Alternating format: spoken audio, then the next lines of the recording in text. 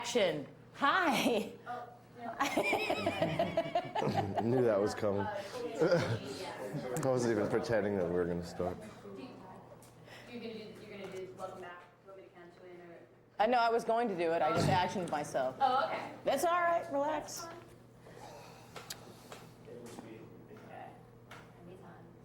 Hi. Welcome back to Indie Outing. I'm Janeane Garofalo, and this is Aaron and Mickey, otherwise known as Ween.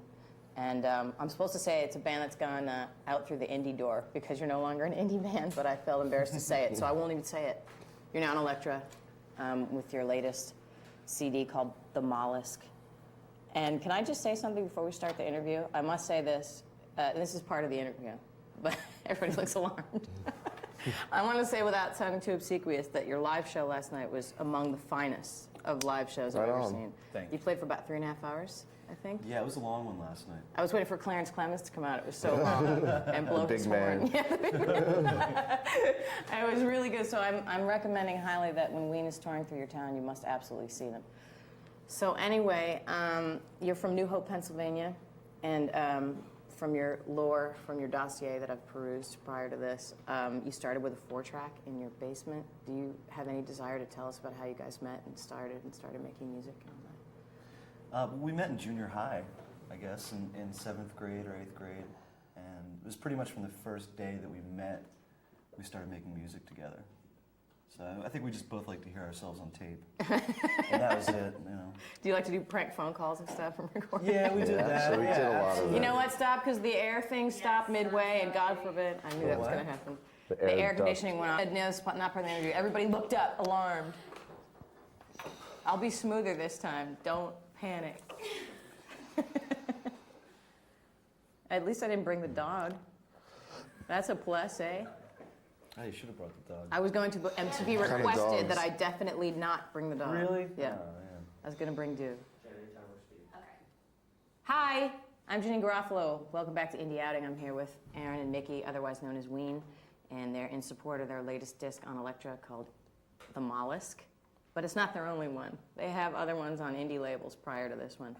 So do you want to tell us how you met and started making beautiful music together? And I don't mean that as a euphemism for dating. I mean literally making music together. We met in an 8th grade typing class, actually. And actually, I think with the... Fuck it. When you guys turn around, I know you're going to cut anyway, so I saw the head turn and I figured, why even go on? We're making something up this Maybe time. I should say we're at a bar, and if you hear kegs... Is it the garbage bin? Yeah, it's the garbage. The next recycling will come.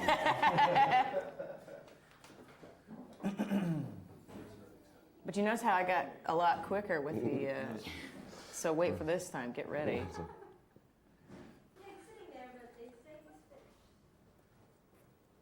They're lying. We actually have 4 records on Elektra. Oh, no. I thought this was the first one, Elektra. No. I'm sorry. That's all right. I thought you were like on Shimmy Disc or something. Yeah, the second album was on shit. Put electric bar. I'm the worst interviewer in the world. Oh, are we ready?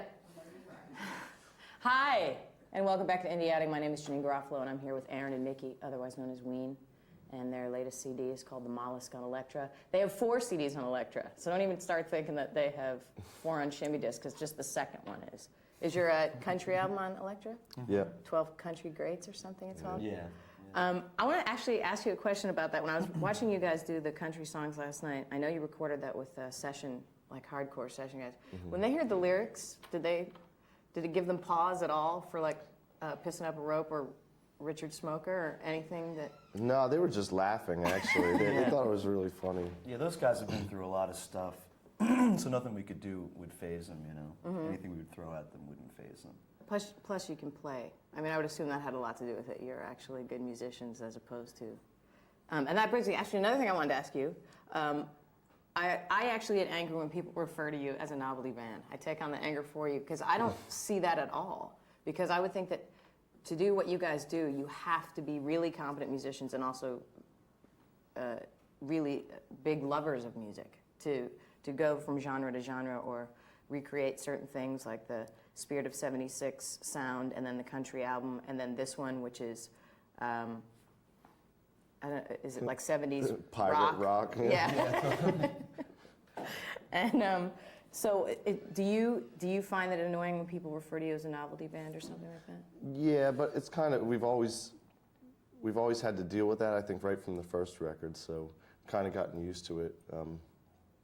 No, it's, you know, we are trying to make good music before, you know, we're not trying to make fun of music. You know.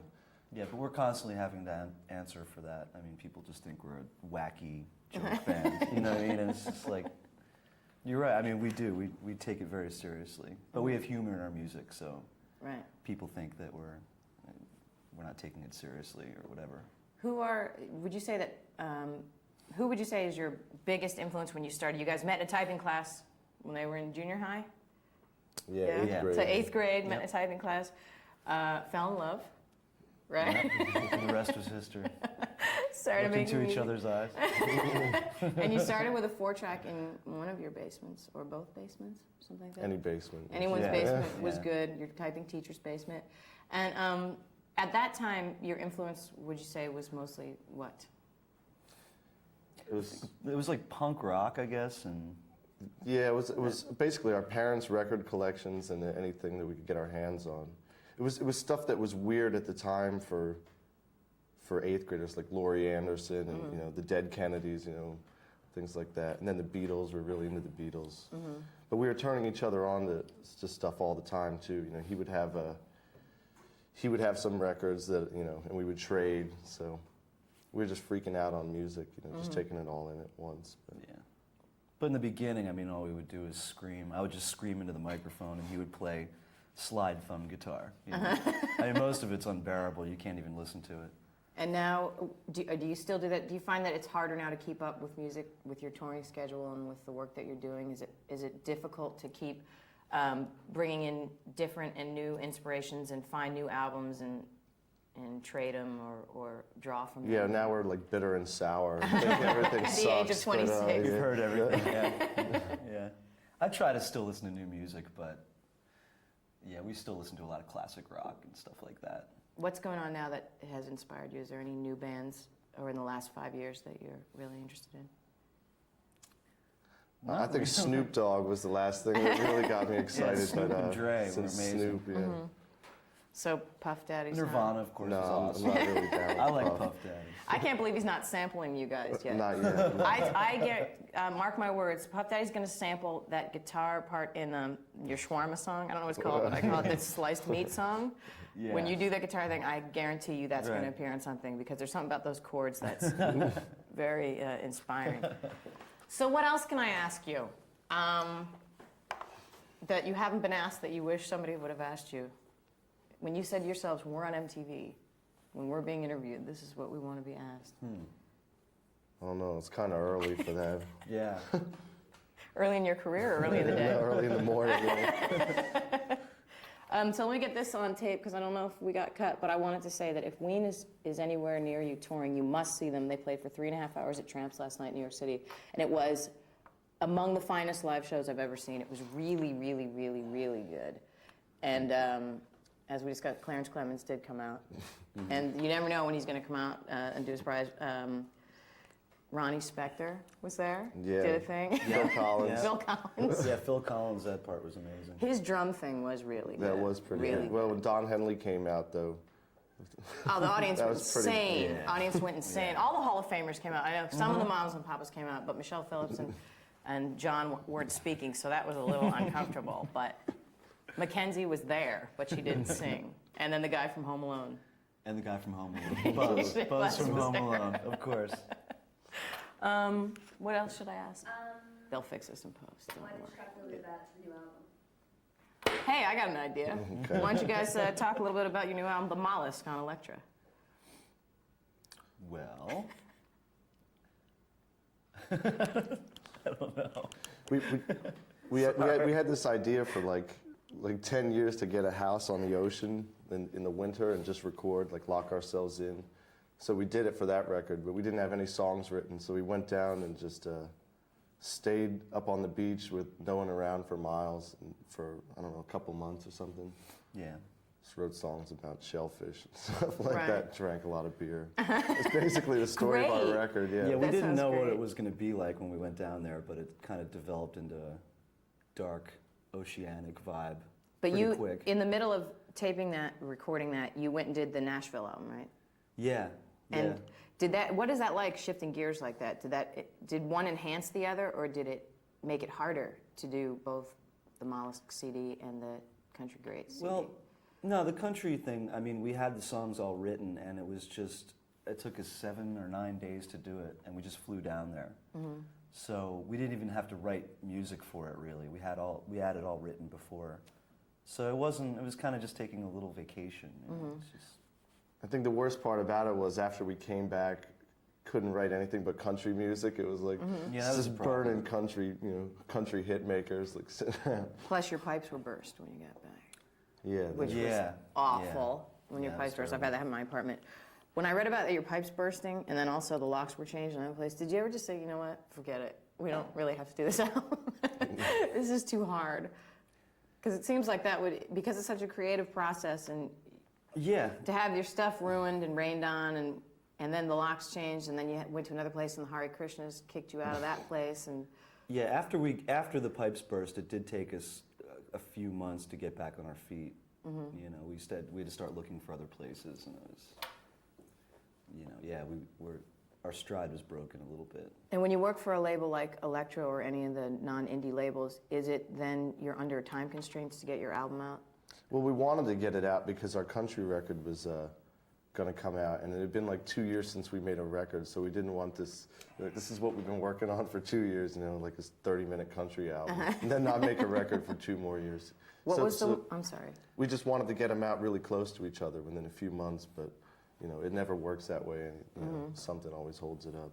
And since you guys are so used to working with each other and starting from your 4-track and everything, was it hard to work with the session guys in Nashville, or is it hard to collaborate? That was like the easiest thing we ever did, actually, because we make our records ourselves, so we have to do everything. Like from walking behind the mixing board and plugging yourself in. So all we did for that was write the songs and sing. It was like karaoke, and just sat there and cracked up the whole time while these like 60-year-old guys played Ween music on like pedal steel and fiddle. It was really, really easy and a lot of fun. Do you distribute your first albums yourselves too? The first couple ones you did? Was that your responsibility that you distributed them and did everything, or did you have help from? No, we were on Twin Tone, our first record.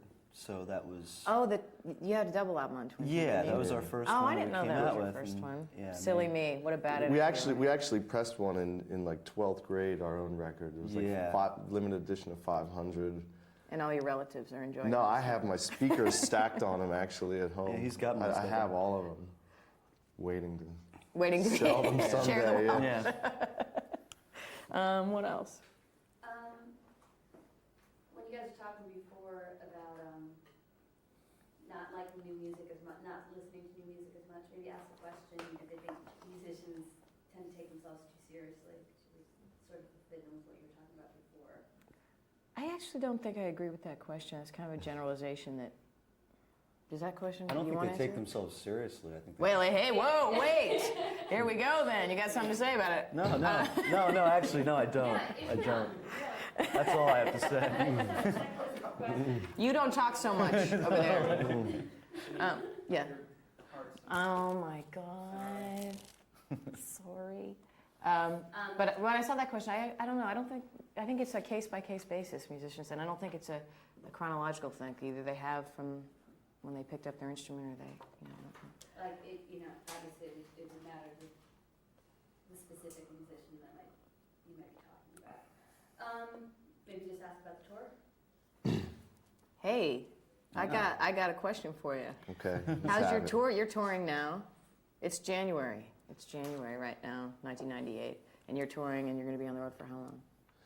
Like 2 more weeks, I think. Yeah, we we're started done. in June or July, but we had off for the last month for Christmas, but we've pretty much had it at this point. Since you guys put so much into your show, like I said, like 3.5 hours, is it like now coming down to the wire of 2 weeks? Is it like, oh man, we have to Because you have to keep doing it because you've set this standard for yourselves and people, your fans, expect a certain show. It's actually what happens if you play for any less now. It feels like it doesn't seem as long.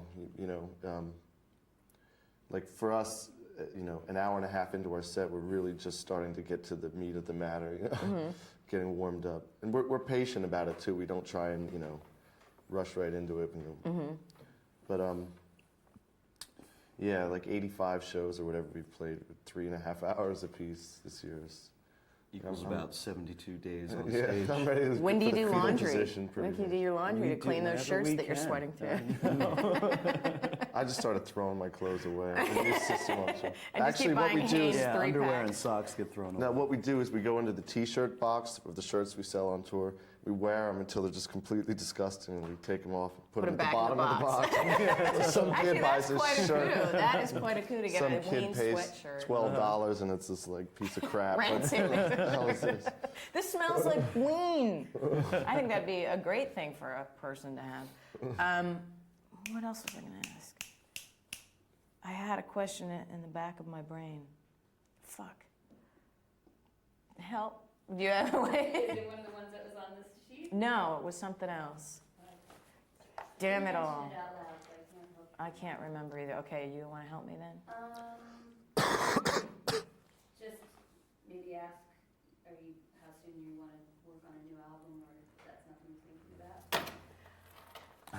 about. Are you guys? Do you have a new album in the works? Or are you just so dredged out from the tour that you have to kind of reconnoiter? I'm using words that don't even mean anything. Dredged and That was pretty reconnoiter. good. I was impressed. Yeah, that's a good word. Reconvene.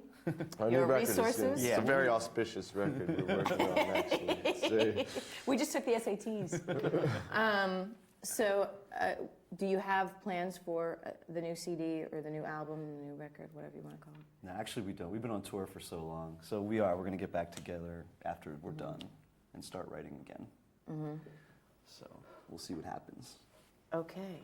I think we're done if you guys feel. Again, let me stress, I'm the worst interviewer. I say it every week, and I mean it every week. I want to thank Aaron and Mickey of Ween, and you have like 5, 6 albums out? 6, I think. 6. 6. Jesus, in the spirit. Six. Oh, I know what the Oh, my question God. was. I was going to ask, video-wise, watching your videos from back in the day to, I just recently saw Spirit of 76. That's money. That was like a lot of money in the Spirit of 76. That was our one attempt at the high-budget video. And it high-budget was, too. video. I was thinking, that cost, and it was a long one. You had extras, you had like acting in it. SWAT team. Police, SWAT Yeah. team. How did the, who gave you, not that you don't deserve it, You know but we rolled out? Let me ask the question because I got Yeah, a little interference on one of your guys. Okay. Okay, here's a question. Out of left field. Okay. Watching your videos from way back to, it's not your most recent one, but the Spirit of 76 video, which cost a lot of money. And I was thinking, a lot of times for quote unquote, not as mass known bands, not that you shouldn't be, but I'm just using words, the label is reluctant to give what seemed to me to be a lot of money and time and freedom for you guys to do that video. How did that happen? I think it was because Spike Jones, the guy who did it, was so hot at that time.